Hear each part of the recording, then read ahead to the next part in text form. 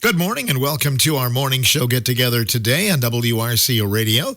We'll be going to a special interview we recorded earlier with Hannah Fry, who represents Gilda's Club.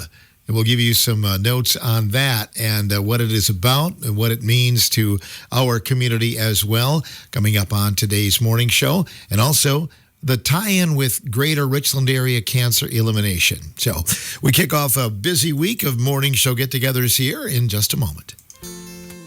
This is Mark Jelenik of the Pratt Funeral and Cremation Service in Richland Center in Muscadet. We stand ready to help you in planning a final farewell to your loved one that is healing and meaningful. The days following a loss are never easy, but we can all find comfort in knowing we are not alone. A funeral and visitation are a positive contribution to the grieving process, providing a formal time to reflect, love, forgive, and find comfort in our loss. Insurance doesn't have to be complicated. Call your local agent, Lewis Perry, at Rural Mutual Insurance, the Perry Agency. With Rural Mutual Insurance, they'll help you get your farm, personal, business, or life insurance needs in order. Located at 150 East Jefferson Street, Spring Green, be protected against the unexpected and plan for the future. The Perry Agency is looking out for your best interest. Give them a call today at 608-588-7155. They make insurance simple. Today on the show, we introduce you to Hannah Fry. We have snagged her. She's a busy woman, but great to have her in the studio with us, representing Wisconsin Center for Education. Hannah, lots of titles your way. Maybe you could kind of explain what you do and what you're here for. Yeah, thanks for having me, Phil. My name is Hannah Fry. I'm a postdoctoral researcher at the University of Wisconsin at Madison.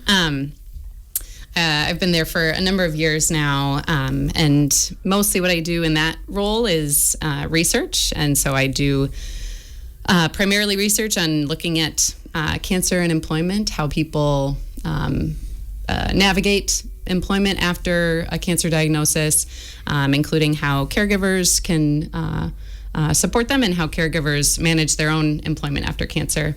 And then I also do part-time work as a support group facilitator at Gilda's Club, Wisconsin. We recently changed the name. And I do a weekly cancer support group. It's a virtual one. And so we have folks with all different kinds of cancers who join all stages, all ages pretty much. And it's a place for them to get and receive support and feel a sense of community and not feel as alone during cancer. Because even with a big support group and even with supportive family and friends, it's a little different going through it yourself.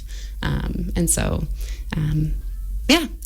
top of that, I do a monthly young adult cancer support group with Gilda's Club, and that's mostly how I spend my time. Mm-hmm. And then, well, let me ask you how you found Richland Center on the GPS or whatever, and why you're passing through here today. Oh, I use GPS and Google Maps for going to my house from work. Like I have to use it for everything. But yeah, it was a beautiful drive out here. I gotta say, the construction was a little disorienting, but it's beautiful. And I'm here today to kind of talk about the work that I do and to invite folks here in the area to share their voice and their thoughts on how we can best support people with cancer after employment. So. You'll be at the Richland Hospital for some upcoming events, won't you? Yeah. So we have 2 focus groups coming up. So those are just research lingo for bringing people with certain types of lived experiences into a room and talking about their experiences and sharing their ideas for how to influence the research that's going on. So we're going to have 5 or 6 people at each focus group we're hoping for. And it'll really just be talking about a job support program that I have put together and asking them, does this feel like it would be helpful? And if so, how would it need to be changed or adapted so that it's most helpful for people who are living in rural areas? Yeah, that's pretty much it. We'll have one in July. That's coming up on Friday, July 10th from 10 to 11:30 in the morning. And then we'll have another one Monday, August 17th, and that'll be an evening time. So we're hoping that between those two times, folks can join us, and we'll have snacks and bribe people with good food and things like that. So.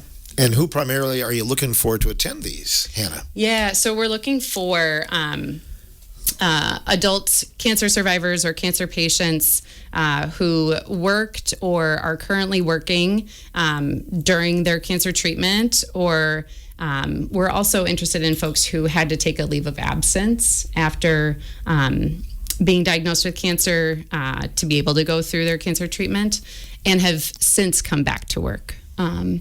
And we're looking for folks who live in rural communities, and that's pretty much the only things that you need to have had an interest in sharing your thoughts and contributing to research, and I guess wanting to make a difference in the lives of people who are figuring out how to work after cancer, I think is really important. So. Greater Richland Area Cancer Elimination is a unique program for our area and surrounding counties. I know you've talked to Eileen Stevens, the president, but how did you hear about Grace, Hannah? Yeah, so I kind of vaguely mentioned, I guess, that I have put together this job support intervention program that we're hoping to run and test it out, I guess, in the next year or so. And as I was putting that together with some collaborators at Gilda's Club and Carbone, my supervisor at Gilda's Club recommended Grace. She knows Eileen from lots of different cancer-related events, and she spoke really highly of Eileen and the work that they do with Grace. And I just reached out to Eileen over email, and she immediately was really excited and on board with moving forward with the project. She called me from her car our first time, and she didn't want to miss the meeting. She was so excited. So it was just through contacts that got me to Eileen, and it just has kind of worked out from there. Angie at the Richland Center Hospital has been incredibly helpful, and now here with you, Phil. Here we are. Yeah, here we are. Well, we hear about UW Carbone because Grace, lots of times for research, will be donating some money, and maybe you could talk about Carbone Center and maybe some things that money has been utilized for. Yeah. Carbone Cancer Center, it's a comprehensive cancer center. It's actually the only one in the state of Wisconsin. And so what that means is that they do, they provide, excellent clinical care for patients with cancer, but they also do quite a bit of research. And there's research all the way from, basic genetic testing science that is beyond my understanding, all the way through survivorship and more like social science, which is more my world. But figuring out how people can live well after cancer or with cancer if it's not curable. And so there's tons of research that's being done. The group that I work with is the palliative and supportive care team, and so there are folks doing some really incredible research and figuring out how to support people living with pain or figuring out how to manage side effects and that come with cancer treatment that can be life-saving, but can come with really debilitating side effects that can stay with a person for the rest of their life. There's a lot of really incredible stuff going on. And that's where you come in. You talk about in your role and kind of researching people who have to go back to work and things like that, living with pain and trying to cope with that. Everybody's case is different, I'm sure, isn't it? Oh, yeah, definitely. Yes. And so I think it's important to acknowledge that, yes, everybody's case is different. Everybody's, physical health is unique, and their employment situation is different depending on where they work and the work that they do. For example, if somebody has peripheral neuropathy, like they can't, they have tingling sensations in their fingers, for somebody who works on a computer like I do, that can be really impactful in the work that they do and make it so that it's difficult to do the job that you're doing. But for somebody who does more gross motor, like physical work, that may be less impactful. I think it's important to kind of backtrack a little and just say that cancer in general, we know it as an aging disease. And so a lot of people are diagnosed later in life. But we also know that almost 50% of new cancer cases happen before age 65, in those prime working years. And so, and there's more and more happening younger and younger for a number of reasons. But, and so there's more and more people who are needing to figure out how to work with and after cancer, especially because insurance, very important as you're navigating cancer treatment, is typically tied to your employment status. And some people don't have the luxury of leaving the workforce entirely to be able to manage their health and their cancer treatment. And so figuring out a plan for how to support somebody on the job site and to be able to continue to work and provide for themselves, their family, is, I think, important. And it's also, employment can be a really nice diversion for people. For some, no. For some, work is just kind of something you have to do. And but a lot of cancer patients and cancer survivors that I've talked to and that we see in the research want to work. It's a nice place to leave the sick role at home. And so figuring out best ways to support people, I think that's what I get excited about and really want to support. And I think there are people in the community with really important experiences that could really make a difference and share their experiences so that we can make a program that's really beneficial to folks moving forward. Yeah, I think you bring up a good point about getting back to work, and sometimes that's what people use. I think the mind is a powerful thing, but if you're focused on I'm getting back to work, I think maybe that's better for your overall well-being, is you've got a goal to strive for, right? Oh, yeah. We see time and again that people who have a sense of purpose feel better and are there's a connection between work and health. We see there's the quote that I always use, which is good work is good for health. So figuring out ways for people to get back to that can be a really powerful motivator, like you said. Yeah. And what would you hope to gain from these meetings in Richland Center, and the notes that you will take and things like that? What do you hope to gain? Yeah, I'm really hoping that, so the job support program that we developed, it was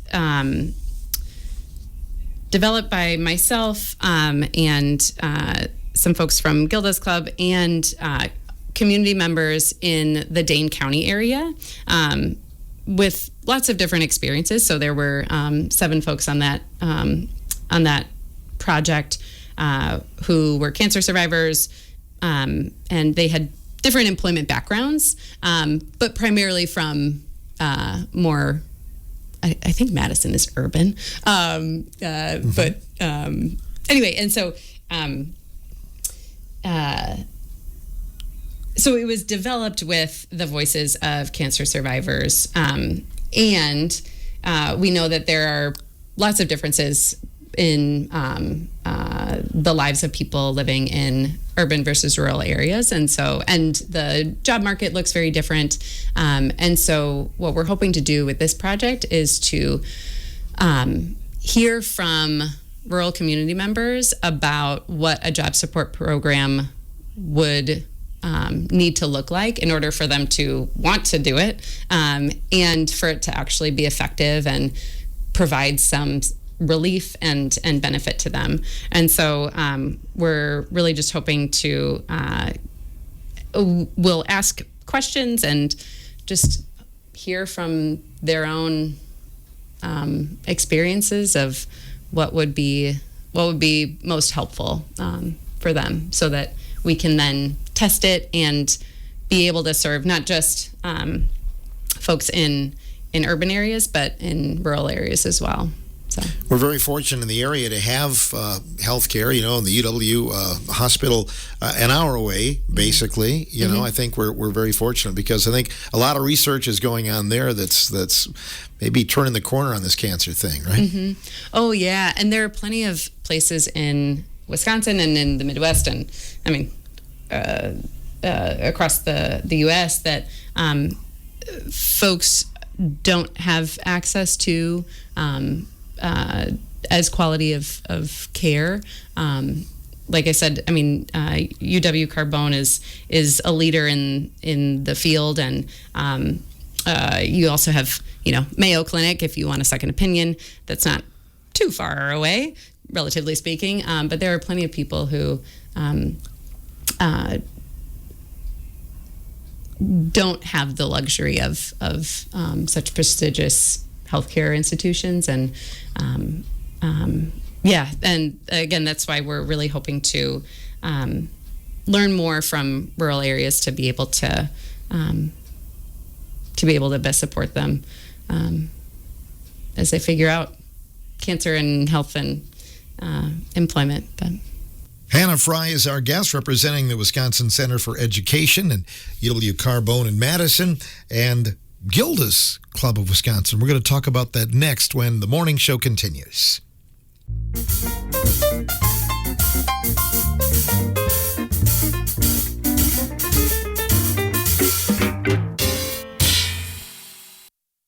Hannah Fry is our guest on WRCO, coordinated through the Richland Hospital and Greater Richland Area Cancer Elimination.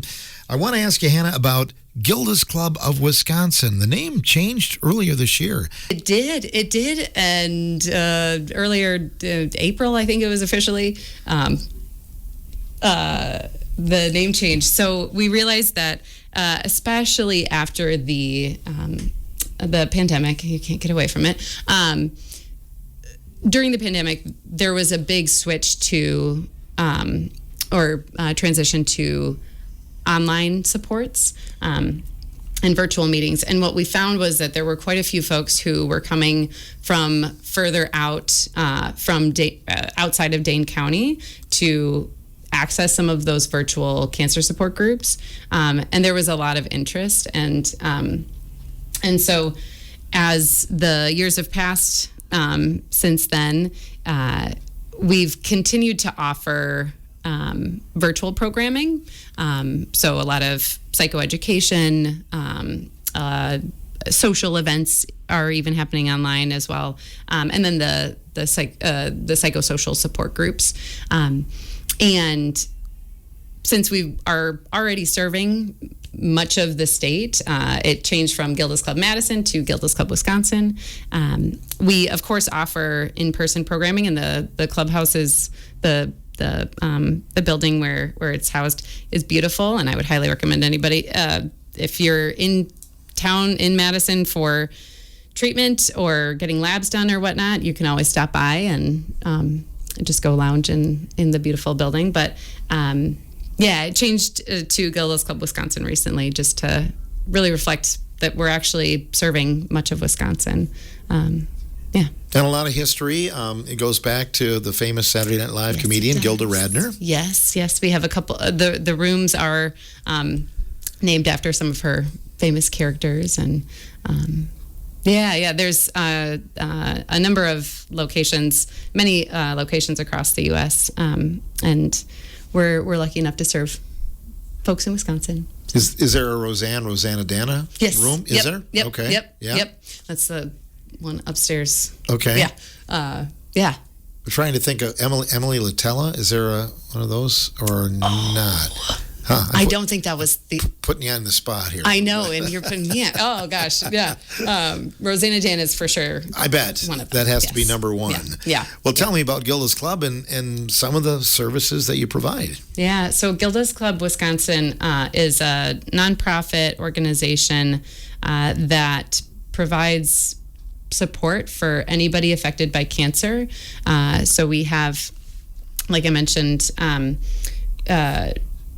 psychoeducational events. So we have researchers and clinicians come from all over, especially Carbone, to talk about the research they're doing or to talk about a specific topic that might be of interest to folks. So we recently had somebody come and talk about physical activity as you're navigating cancer treatment. So how to stay active during cancer treatment.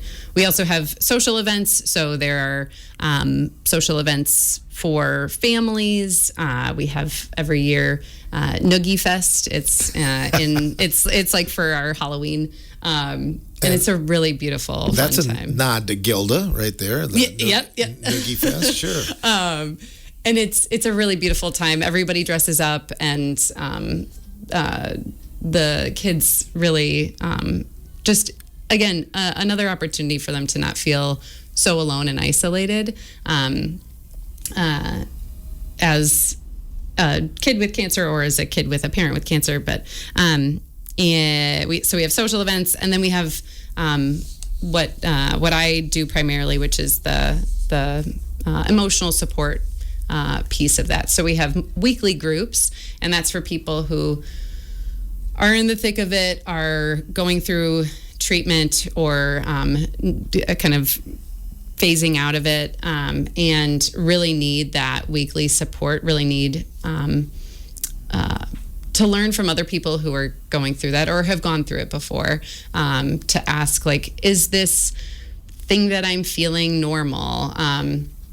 Or to ask about, like, my family is really supportive and they mean well, but I'm not getting what I need from them.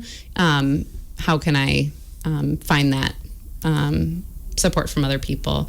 So we have those weekly groups. We also have monthly groups, and those are more targeted for like age range or cancer experiences. So we have like a breast cancer support group. We have a blood cancer support group. We have a prostate cancer group, a gynecological cancer group. We also have metastatic or recurrent cancer groups. So that's folks who have later stage or have had a recurrence in their cancer. So they had it, it went away, came back. And just because you deal with different things when it's later stage, we also have an early stage group. Because again, they're very different experiences, and the things that you're dealing with in your life are different. For metastatic, when you might be wanting to prepare for end of life and have conversations about quality versus quantity of life and how you make those decisions about when to end cancer life extending treatment. Whereas, our early stage cancer group, they're thinking about, like, well, how do I get back to, normal, quote unquote, life as I'm recovering from cancer treatment.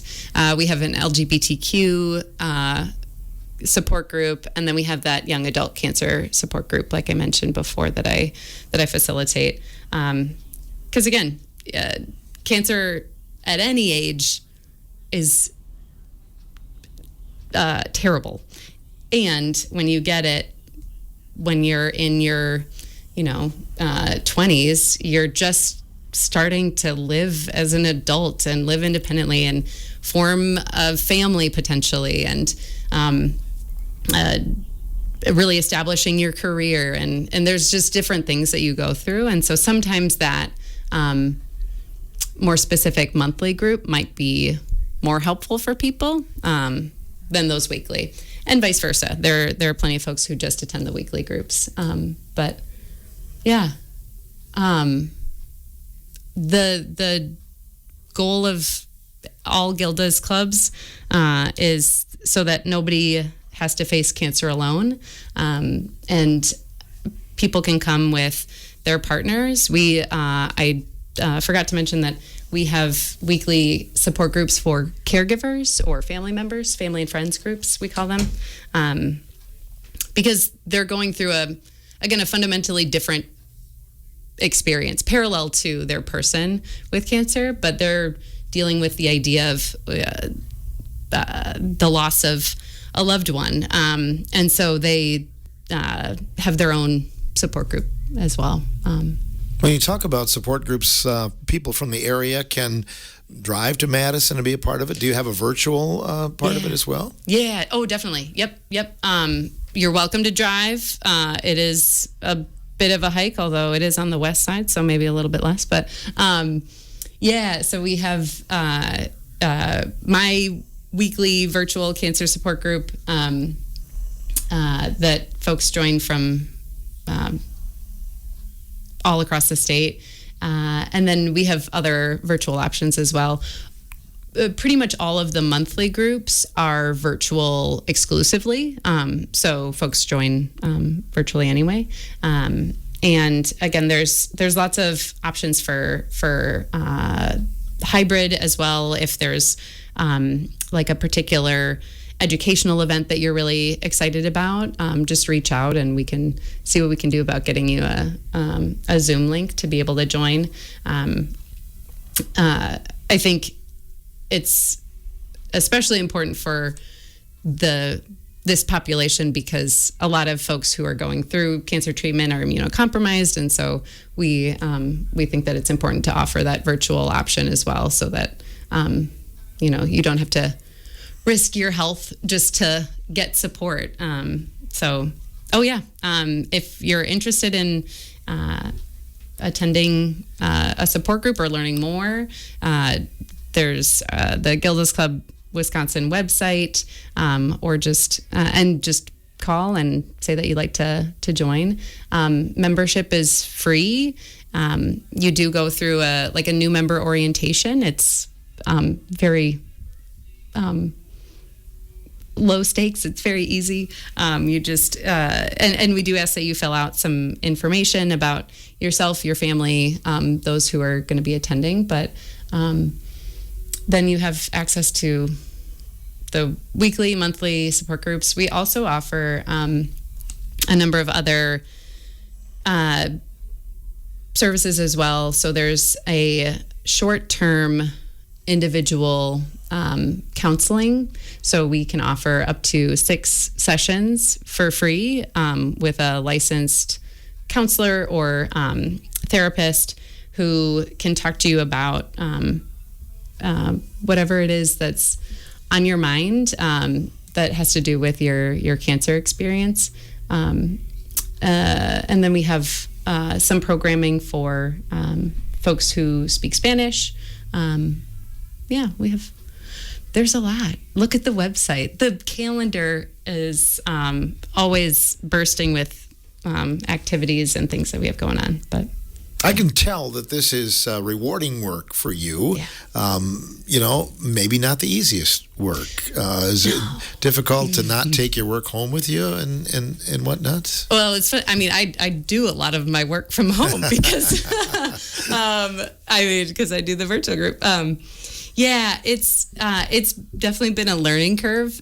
So I've been a counselor for, again, about 10 years now. And I'm still learning how to do that. You get close to the people who are in your group, and I think support groups can feel a little intimidating for people, especially joining in a virtual space. But I've really found that we really get to know each other and feel the community even over a screen.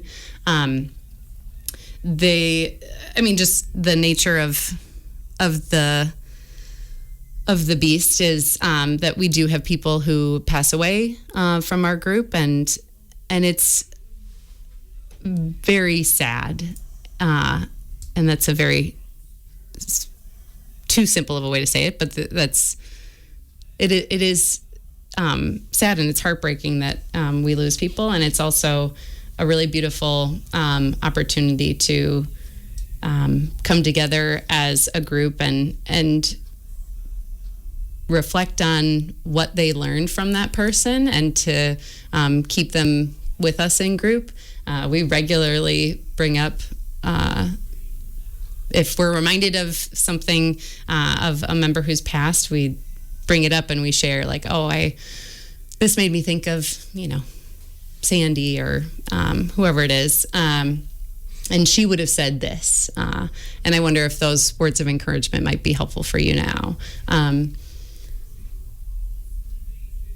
I think having a supportive team, the team at Gilda's Club is really wonderful. And the other facilitators there, we meet regularly and talk through if we're having challenges with group, or if we're struggling with the loss of somebody, or something that somebody's going through in our group. And so it's a really supportive environment there.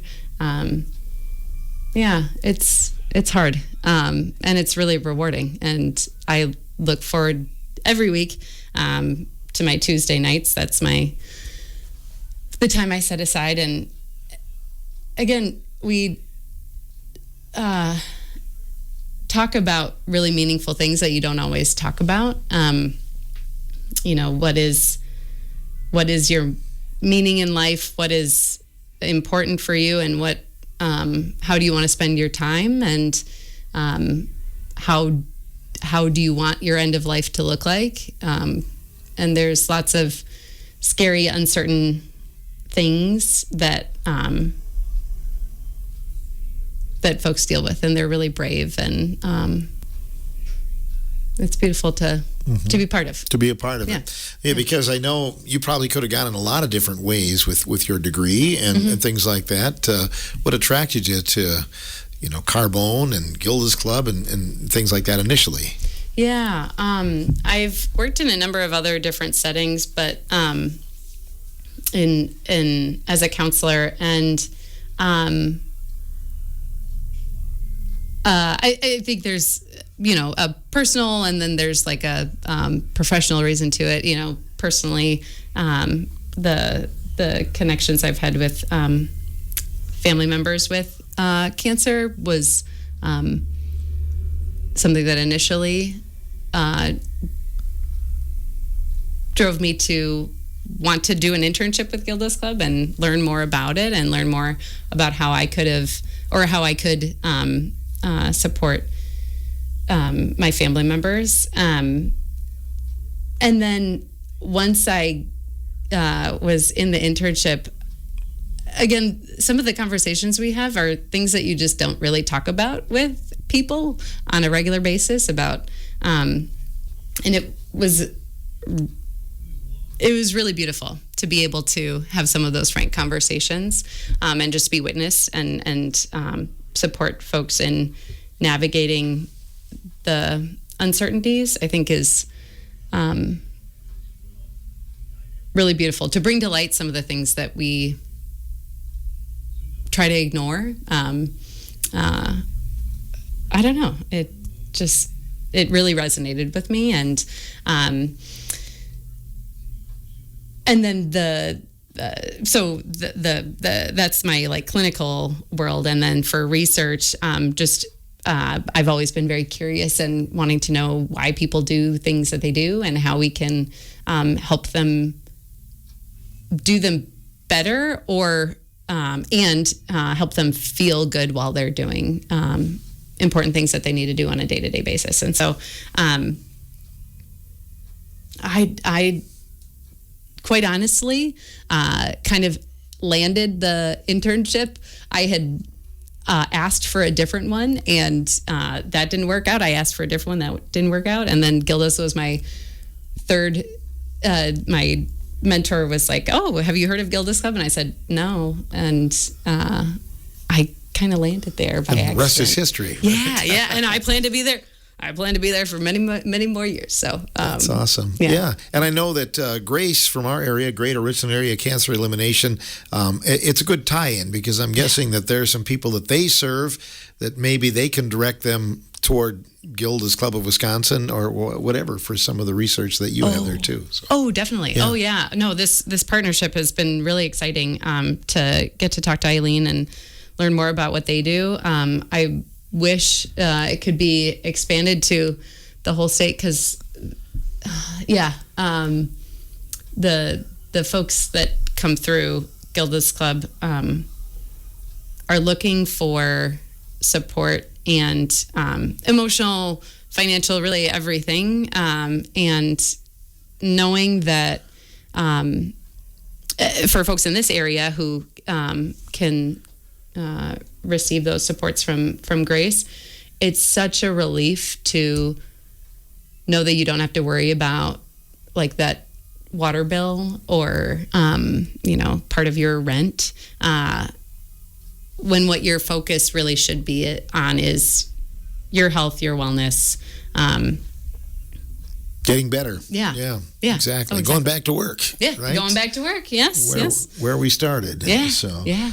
Everybody hopes that someday there'll be a cure for cancer. I don't know if we'll see that in our lifetime or not. We'll see. There have been so many improvements just in the last decade for many different kinds of cancers.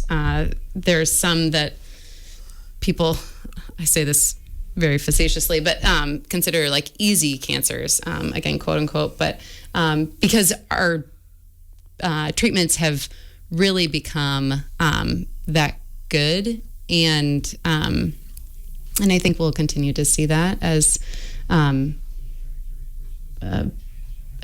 the years go by. I think the another big area for research is how to live well during cancer treatment, because it is very hard on your body as it's fighting the cancer itself. But how do you live well as you're navigating those treatments and afterwards? Because again, people are living longer with cancer at all stages of the disease. But I think there's lots of opportunity and lots of people who are motivated and passionate, and people a lot smarter than me who are figuring out those cures. So right, yeah. There is hope.